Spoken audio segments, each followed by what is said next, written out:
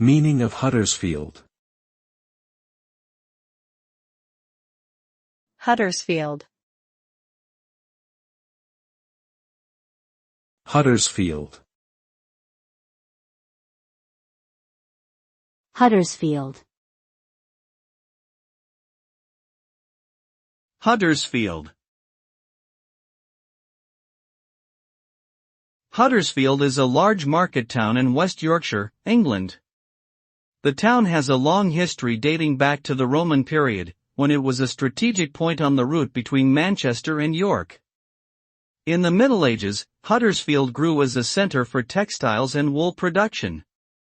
Today, it's home to a diverse mix of industries and has a thriving arts and cultural scene. With its beautiful architecture, stunning countryside, and friendly locals, Huddersfield is a great place to visit or call home.